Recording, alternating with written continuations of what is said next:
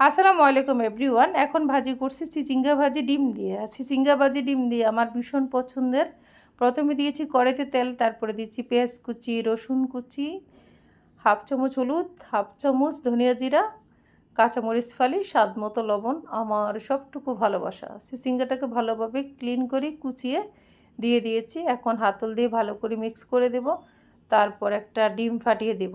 ডিমটাকে দেখানো হবে না, কারণ আমার স্ট্যান্ডটা নষ্ট হয়ে জন্য আমার বাঁ হাতে ফোন, ডান হাত দিয়ে ডিমটা ফাটানো সম্ভব না, ওভাবে খোসা পড়ে যাবে। তাই ডিমটা দিয়ে দিয়েছি, ওই যে মাঝখানে হাতল দিয়ে নাড়াচ্ছি, ওটা হচ্ছে ডিম।